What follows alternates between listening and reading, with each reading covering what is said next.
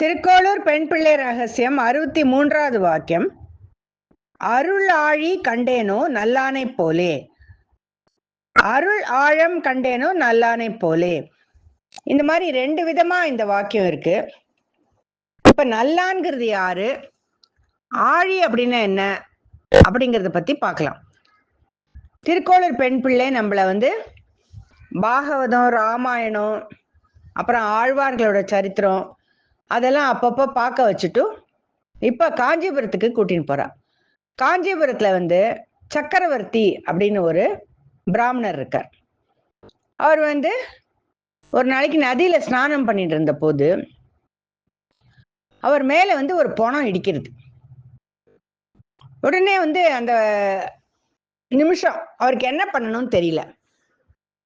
ஏன்னா எப்போதுமே நம்மளோட மதத்துல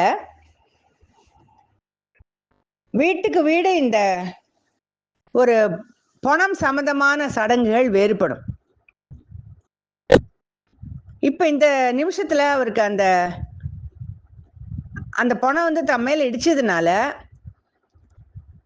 எப்படி இத சமாளிக்கிறது அப்படின்னு யோசிச்சுட்டு இருந்த போது அந்த பணத்தை கொஞ்சம் கூர்ந்து பாக்குறார். பார்த்தா ஃபர்ஸ்ட் பூனல் இருக்கா அப்படின்னு பாக்குறார். பூனல் இல்லை. அதுக்கப்புறம் 2 பக்கத்து புஜத்திலையும் சங்கு சக்கரம் 2ம் இருக்கு. அப்ப திருமால் பக்தர் இவர் அப்படின்னு புரிஞ்சுக்கிறார். வைஷ்ணவ சம்பிரதாயத்துல சில ஆச்சார அனுஷ்டானங்கள்லாம் இருக்கு. அதுல இந்த புஜத்துல சங்கு சக்கரம் இருக்கிறது அவ பெருமாள் பக்தர் அப்படின்னு அது குறிக்கும். அவ மேல அது சங்கு சக்கரம் பொறிச்சுட்டு இருக்கா. இப்ப அந்த சடலத்து மேல அது இருந்ததுனால ஒண்ணு அவருக்கு தீர்மானம் ஆச்சு. அது என்ன அப்படின்னா, இவர் பிராமணர் இல்லை, ஆனால் இவர் ஒரு வைஷ்ணவ பக்தன் அப்படின்னு ஒரு தீர்மானத்துக்கு அந்த பணம் மேல இடிச்சது எனக்கு என்ன ஆச்சு அப்படின்னு போகாம அவரு அந்த பணத்துக்கு இறுதி கிரியை, இறுதி சடங்கெல்லாம் பண்ணிட்டு போறார். அதுக்கு என்ன விளைவு ஆறுது அப்படின்னு பார்க்கலாம். ஒரு காரியத்தை பண்ணும்போது நம்ம விளைவு எதிர்பார்க்காம சில சமயம் செஞ்சுடுறோம் இல்லையா. இவர் நல்ல பெரிய ரொம்ப மோசமான விளைவை இவருக்கு கிடைக்கிறது. பிராமணர்கள் எல்லாம் இவரை ஏத்துக்கிறது இல்லை. இவர் பண்ணின செயல் தப்பு அப்படின்னு சொல்லி இவன் இனிமே இவன் வேற குலத்தை சேர்ந்தவனுக்கு அந்திம கிரியை பண்ணினால இவன் வீட்டுல ஏதாவது காரியங்கள் நடந்தா நாங்க போக மாட்டோம் அப்படின்னு சொல்லி இவரை ஒதுக்கி வச்சு விடுறா. இது அந்த நாள்ல நடந்த சில விஷயங்கள், அதைத்தான் நம்ம பார்க்கணும். அந்த நாள்ல சமூகம் எப்படி இருந்தது அப்படிங்கிறது நம்ம நிறைய தெரிஞ்சுட்டு இருக்கோம்.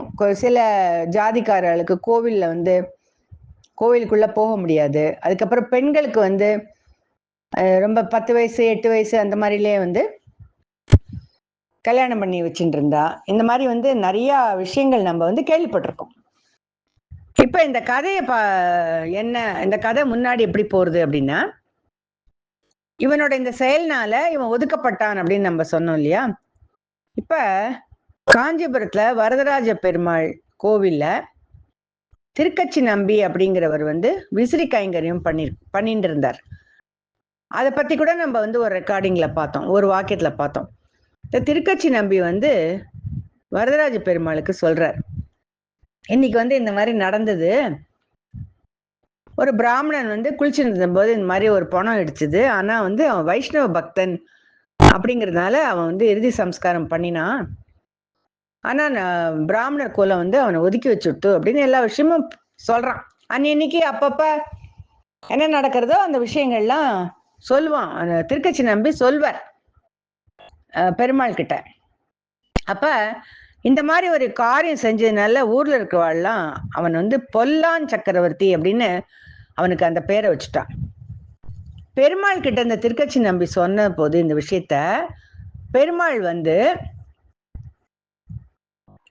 ஏற்றத்தாழ்வு பார்க்காம, குல வித்தியாசம் பார்க்காம, அவன் திருமால் பக்தன் அப்படின்னு அவனை வந்து புரிஞ்சுண்டு இவ்வளோ பெரிய ஒரு இறுதி சம்ஸ்காரம் பண்றது வந்து ரொம்ப நல்ல செயல் அது. அதனால அவனோட பேர் இனிமே நல்லான் சக்கரவர்த்தி அப்படின்னு வைக்கணும் அப்படின்னு நீ ஊர்ல போயிட்டு அவனோட பேர் இனிமே நல்லான், அவனை வந்து எல்லாரும் இனிமே நல்லான் சக்கரவர்த்தின்னு தான் கூப்பிடணும் அப்படிங்கிற மாதிரி இந்த கதை வந்து இங்க முடியறது. இப்ப பொல்லான் சக்கரவர்த்தி வந்து நல்லான் சக்கரவர்த்தியா மாறிடுறான். நம்ம வந்து ஊருக்கு தகுந்த மாதிரி பண்ற விஷயங்கள் வந்து வேற மாதிரி இருக்கு. ஆனா பகவான் வந்து அதை வேற மாதிரி பாக்குறாரு அப்படிங்கிறது இங்க இருந்து நம்ம இந்த இந்த ஒரு வாக்கியத்துல இருந்து நமக்கு அது தெரியறது. இப்ப திருக்கோளர் பெண் பிள்ளை என்ன சொல்றா, நான் வந்து அந்த நல்லான் சக்கரவர்த்தி மாதிரி ஆழி அப்படிங்கிறது சக்கரம், அவன் கையில சக்கரத்தை பார்த்து அந்த மாதிரி இறுதி சடங்கு ஏதாவது செஞ்சேனா? இல்லையே. அதனால நான் வந்து இந்த ஊர்ல இருக்க லாய்க்கு இல்லை, இந்த ஊரை விட்டு வெளியில போறேன் அப்படின்னு சொல்லிட்டு போற மாதிரி இந்த கதை இங்க முடியறது.